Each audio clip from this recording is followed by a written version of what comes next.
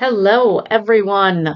Um, it has been a while since I have given an update. I think the last update that I gave was in November when I was at Hack Your Health in Florida, and life lifed really hard for us the last half of 2025. Um, and if you want to see my October update, I'll link it up here. And I just kind of took a step back. Things seemed to be starting to get better, so I was able to make Hack Your Health. Um, but then things started getting worse again. So I just later I'm going to be asking for some help. I don't usually do this. That's not what I want my channel to be for. But as the community that we are, I just feel like I'm going to just put it out there, and I'll explain everything. So my daughter has been dealing with a concussion that didn't heal, and so she was battling illness from that all summer, and we finally got into neurology in September and figured out she essentially has a minor traumatic brain injury, which led to her autonomic system being completely dysregulated. So she was diagnosed with dysautonomia, and so she has spent the last 16 weeks or so since the middle of October in a very specialized physical therapy program, which has helped her tremendously. She'll have to do this pretty much for the rest of her life. She will have to do special exercises and things. It's all healthy stuff.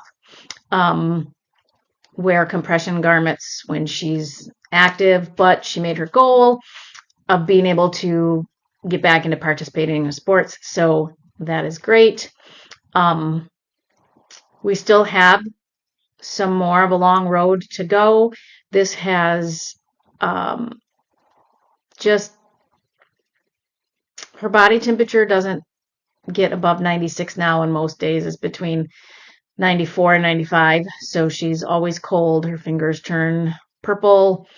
So we're working on that. And she's down.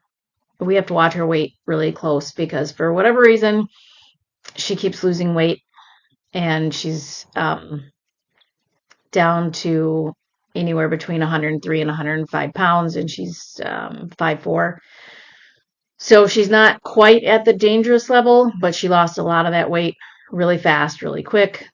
So we're working with GI with that.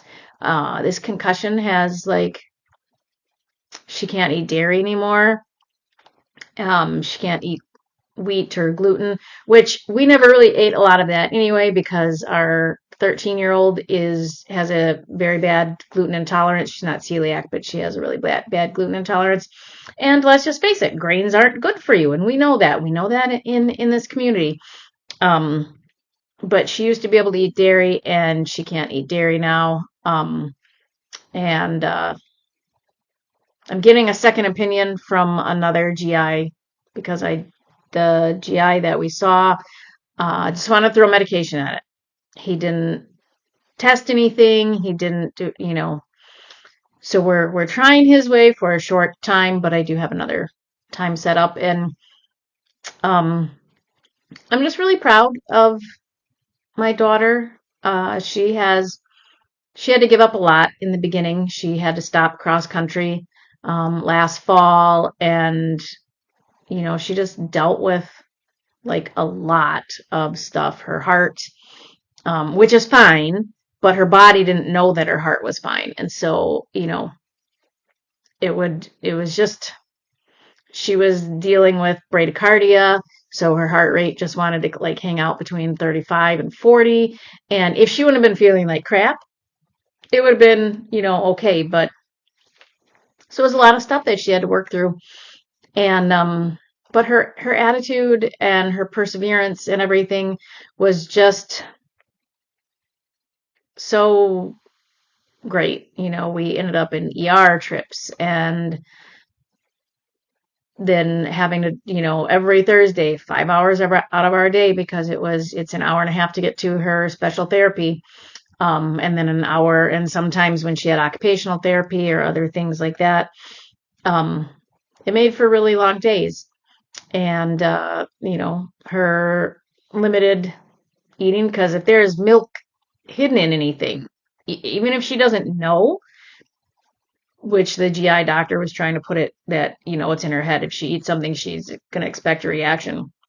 But even if she doesn't know that there's milk in something, her body reacts, and it does not react good. It happened one time when she was making something. She used a seasoning that her dad bought, and she hadn't used it before, but it was just a seasoning.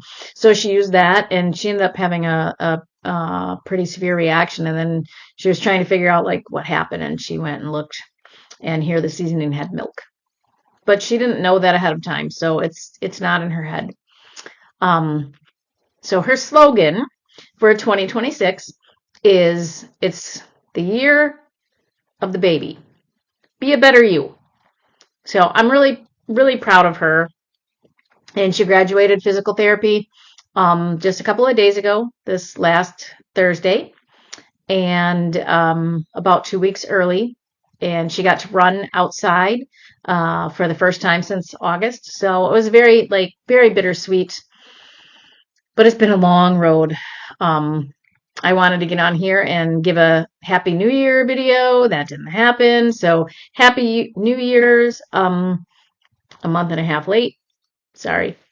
But then as we were going through all of this with our Ellie, we were getting ready to go on vacation in October, and we get a text from our son that our granddaughter is being rushed by ambulance to their local ER, and she had laid down for a nap, and then she was pretty much unresponsive when they went to wake her up, and her blood sugar had dropped pretty low, and her body temp had dropped pretty low. So she basically had like no energy. And they got her to the ER. And her ribs were really retracting when she was breathing. She did not have RSV. She tested negative for, any sort of infection or anything like that. So they needed to put her on a ventilator because her blood was becoming acidic, and they needed to be able to protect her organs. In order to get her on a ventilator, they had to sedate her. Well, she was too dehydrated, and being only 9 months old, it was pretty hard to get an IV in. And so they were going to put one in her one leg in the bone. They thought they had it. So they started pushing the ketamine to sedate her. It was not in the bone, so the ketamine was just going into the tissues, and her leg got that big. She looked like she had Stay Puft Marshmallow legs. So they tried the other leg, and they did get it in the bone. So they did get her sedated, got her on the ventilator. Eagle 3 came, and somewhere along the lines between leaving the ER and getting to the pediatric ICU in Green Bay, in the helicopter transport, the IV pulled out of the bone, so all that ketamine was still going in the tissue. My husband and I got to the hospital before our son and daughter-in-law got there, and when they brought her off of the roof down to the elevator, the way they brought her in was so scary. I freaked out because I thought they had lost her. And then the rational part of my brain kicked in and was like, it's cold and windy. Of course they're going to have the child covered up. And the longer that it took for them to come and get us, the better that I knew. But it was very difficult, very hard to see her like that. The doctor came in, and um, was kind of a jerk and kind of accused my son, who's a cop, and my daughter-in-law, who's a CNA, of harming their baby. He did it in a roundabout way, and I'm sure he didn't mean it that way, but and then he also told us he didn't think she had brain function. And like just that morning, she had, been playing. And so what turned out was she had ketamine that her body was trying to metabolize. So, they didn't need to sedate her while she was there in the beginning because she was metabolizing all this ketamine. And he felt that she didn't have brain function because she should have been fighting the tube and stuff like that. From there, she had to be flown again to a more specialized hospital. She had to go to Children's in Madison because she needed pediatric dialysis, not because of her kidneys, but because her blood had become very acidic. And after the fact, I had talked to Dr. Bickman about this, and he's not a medical doctor, but he gave his hypothesis was that because her blood sugar had dropped low and her body temperature had dropped low, she was too low on energy, so she wasn't able to breathe properly and get her CO2 out. So that's what made her body too acidic. So they flew a doctor from Madison to St. Vincent in Green Bay, and he got off and examined her, and he said, yes, we can treat her. Fairly certain I know, what is wrong in this. We didn't know what caused it, but he knew like what was going on. So they flew her to Madison and got her settled. It took almost an entire day before they could get the dialysis in. And by that time, her acidity level had started going down, but not fast enough. So they got her on the dialysis, and that was immediate turnaround. Like she just started trying to fight the nurses, trying to pull the ventilator out, trying to rip at things. So they had to keep her sedated. So she had brain function. And you can see this little picture here is me holding her hand. We have some pictures of her, but those aren't ones that we'll share publicly while she was on the ventilator and stuff. So she was at St. Vincent for almost at Children's Hospital, for almost 2 weeks.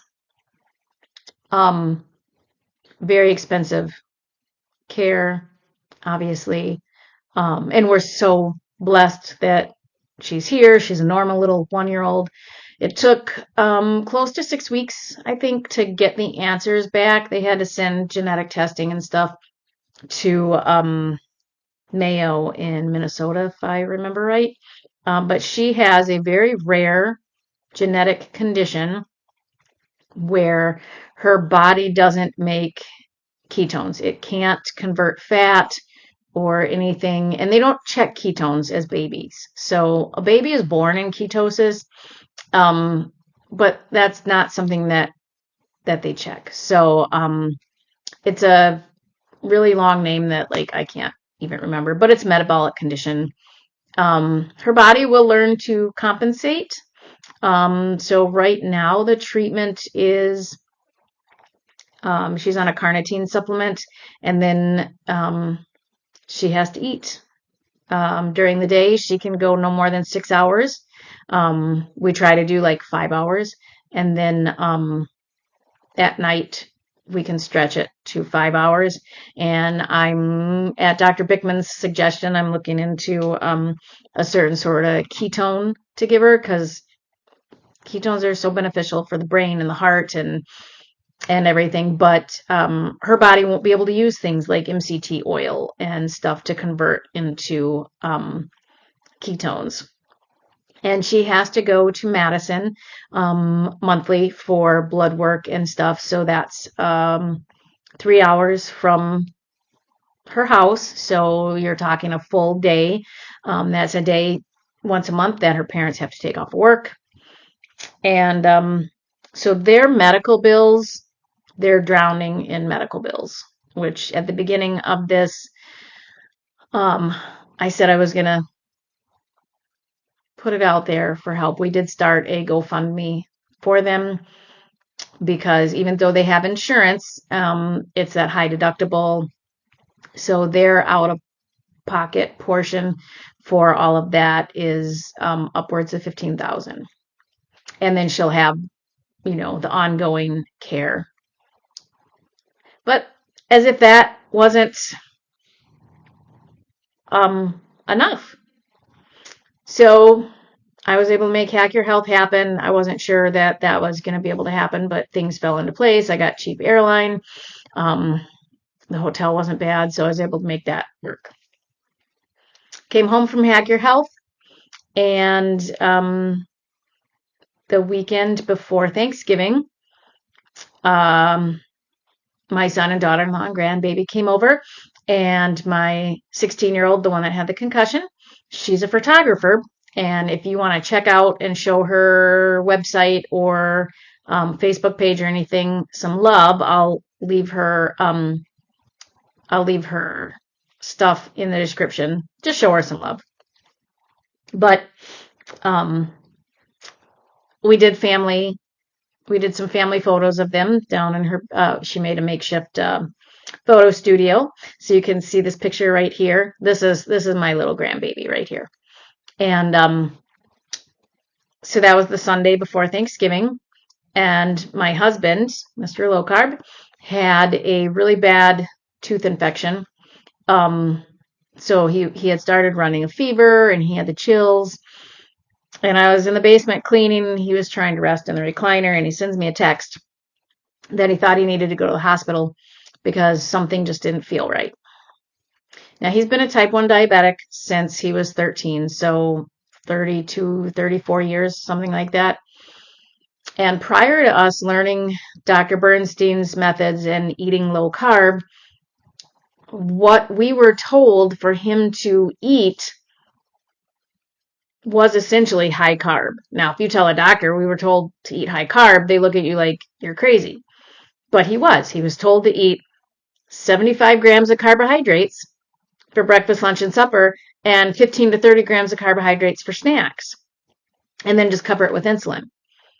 I was actually cleaning downstairs. I was cleaning out some file cabinets, and I found one of his old A1C papers from before we started eating this way, and I thought the highest his A1C had gotten to was 14. It was higher than that. So anyway, he texts me. He says, my chest just feels heavy. He didn't have pain. My chest just feels heavy. I think I need to go to the ER. Okay, so we go to our ER that's closer than going to Green Bay, and all they have to hear is type 1 diabetic and heaviness on the chest. And they were amazing. They had a nurse with him in there, and that nurse was phenomenal. He was so great. They ran tests, and Ryan's heart enzymes were too high. So they did a CAT scan. And they had already done the EKG. Now there they said the EKG was normal. We found out later the cardiologist said it was not normal. So then they ran, they did the CAT scan. They ran some more stuff. They ran the levels again, and they had started coming down. But they said he still needed to be seen by cardiology. So that hospital, of course, didn't have cardiology. So they had to send him by ambulance to Green Bay, to the hospital that had cardiology. It's a sister hospital. They're linked together. So he went there. It was late Sunday night. The doctor there thought he wasn't the cardiologist, but he was just the floor doctor. And he thought that, it could have been the tooth. It could have been indigestion. It could have been because the numbers were starting to come back down. Well, then the numbers started going back up. in the middle of the night. So they had to put him back on the medication. So Monday morning, they were going to run a stress test. They ran the stress test, and he failed that. So they said, now we get to do the angiogram, go up through your groin with the camera, see what's going on. So they went in and did that. They had to place a stent in the LAD, the Widowmaker, because it was 99% blocked. It was not blocked because of the way that we're eating, because his numbers had gotten so much better. That cardiologist did not know us. He didn't know Ryan's history. So he, came in, wanted to know why he wasn't on a statin. We've tried statins before with Ryan because, they say if you're diabetic, you just automatically have to be on a statin. He doesn't tolerate them. And so, he said, whatever you're doing isn't working. And I looked at him and I said, we've taken his A1C down from above 14 to 7.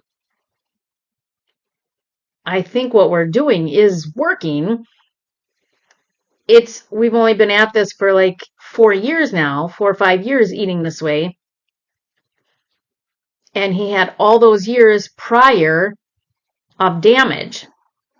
So we couldn't do stuff quick enough to undo that damage. So he was like, oh, yeah, so Ryan's guardian angel just, saved him because they kept asking him, your pain. He's like, my mouth hurts. My chest doesn't hurt. It's just heavy. So he did have, supposedly, the cardiologist said he had a heart attack.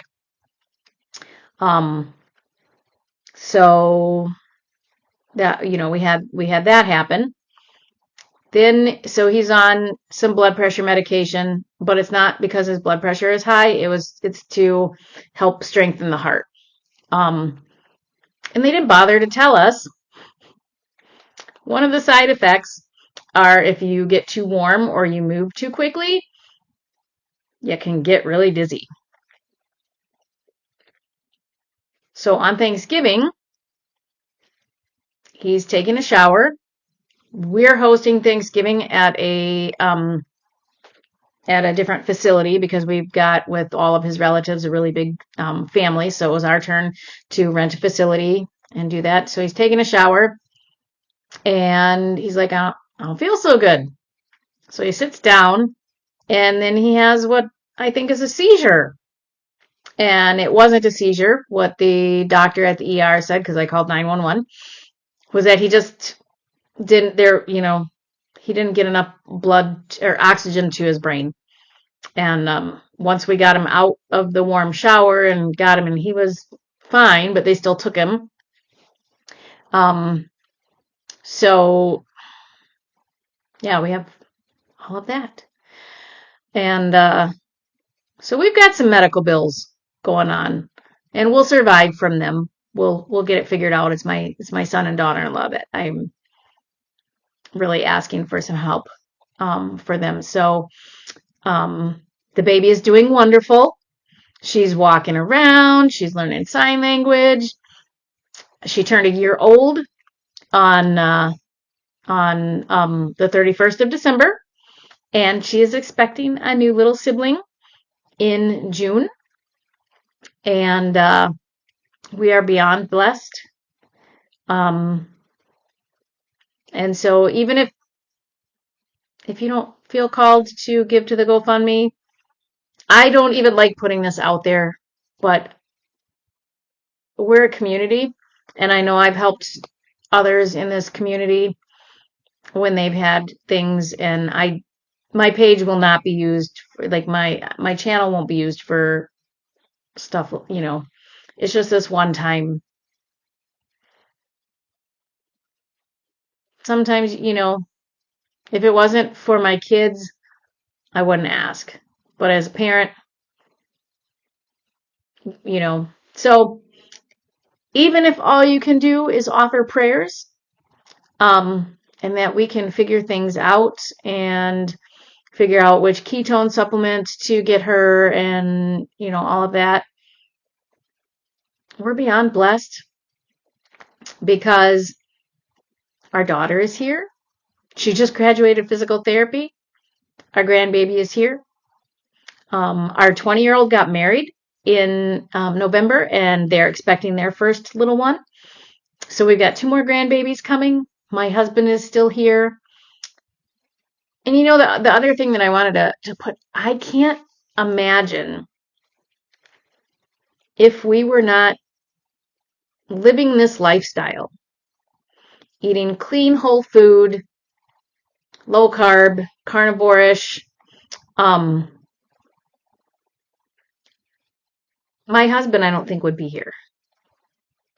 And I don't think my daughter would have gotten through this concussion debacle, whole thing, this dysautonomia. Like, I don't think her body would have handled the therapy as well as it did. So she was in it's a POTS program. She doesn't have POTS, but her body is acting like it's POTS, but her heart rate doesn't spike. It actually goes low. But the blood pressure part and the fatigue and all of that is very mimicky of POTS. So she went through the POTS program. And it's a lot, man. It's a lot.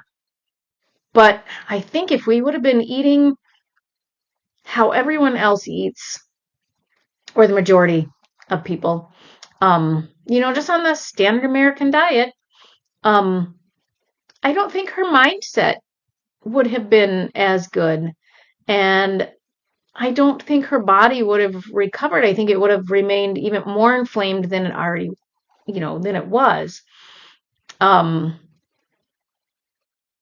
Like, she makes all kinds of fun food, and she has just grown and blossomed, and her outlook and everything is, she said, in a way, it's not bad that this happened. Financially, yeah, maybe, but the rest of it, she feels like it made her a better person because she's learned more about her body, about how to articulate what's going on, how she's feeling. And she's learned that things that she thought were normal, and so she would just like power through, they're not normal, and it's okay to say things, and it's okay to ask for help. And we've grown a lot closer. We're always a close-knit family, but I think we've grown like even closer, and it's really neat. She never once used an excuse. She did everything she had to do to get better, and she gets her protein in, and she does everything, and she works super hard, and she's just a great example for everyone. Like, she shot her brother's wedding in February, and she had a really bad intestinal flare. And then, of course, it was the one day in Missouri that, 60 degrees on each side of the day of the wedding. The day of the wedding, it was 40, and she had to do outdoor shoot. She felt like crap, but she put on her game face, and she took the most gorgeous wedding photos ever. And she just did it because, it was for her brother, and there was no excuses. So we're super proud of her. We're super thankful. 2026 is the year of the baby. Be a better you. It's going to be a great year. We got 2 more squishy grandbabies coming. I'm finally getting, being okay with being a Grammy. I don't feel old enough to be a grandma.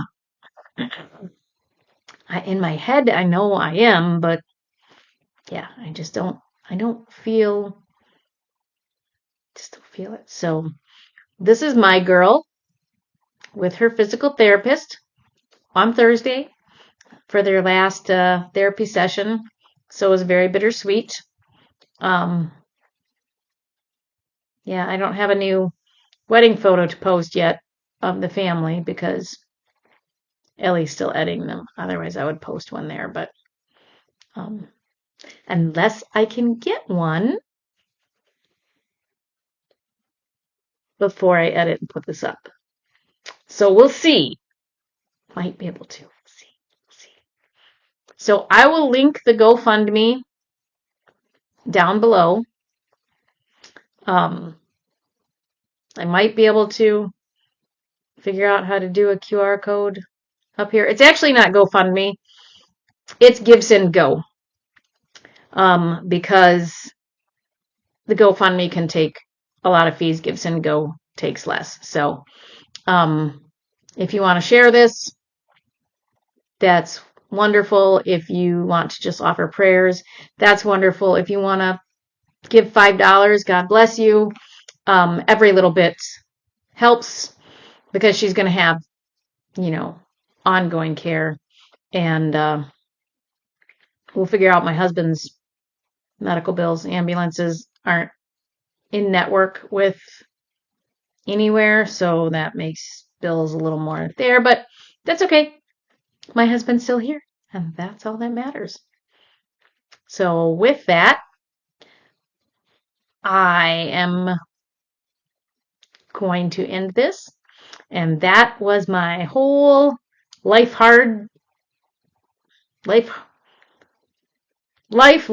really hard in 2025, and 2026 is gonna be better. It has to be better. Oh, okay, funny story. I will end it with this. My son's bachelor party was the weekend before Christmas. And his groomsmen took him up to Granite's Peak to go snowboarding. He fell and broke his hand. I can't make this stuff up. 2025, guys. Okay, 2025. Does he stop? No. He does switch to skiing, though, so it was a little bit safer, I guess. Does he go get it checked out? Mm-mm. Does he call me that night? But I knew because one of his groomsmen is my son-in-law. So he told his wife, who's my daughter, who told me. So does he call me on Sunday morning? No, he calls me Sunday night, 24 hours after it happened. Hey, Mom, I think I broke my hand. Yeah, I already knew that. You need to go get it checked out. I'm not going to waste money on an ER. I don't have insurance. Yes, you do. You are still on our insurance. You need to go get it checked out. I'll do that tomorrow. I'm on my way to Nicholas's to watch football. Okay. Monday morning rolls around. I get him an appointment at urgent care. He goes, sends me a text. Hey, guess what? It's broke. I knew that. When are you going to the orthopedic? I gotta go to a different doctor? Yes, they will send you to orthopedic. Well, I'll find out. So then I get a text. I gotta go see the orthopedic at 1 o'clock today. Okay. Then I get a text. I have to have surgery on Christmas Eve.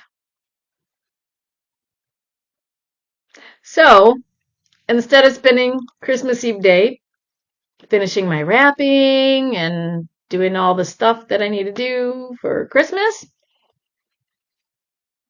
we get to spend it in the surgery center. He was a hoot, though. He was a hoot after surgery. He doesn't remember any of it. I think he asked us about 10 times if he had called his fiance.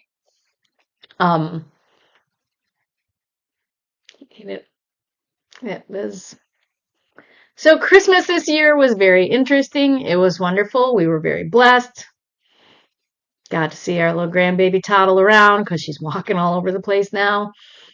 And but yes, that's how we closed out 2025 was with a broken hand. So that brought you a laugh, because it brought us a laugh, because, at that point, how can you do anything but laugh? Yeah. So, yeah, 2026, baby, be a better you. Thank you. And I will be putting out more content this year. I promise. We'll talk again soon.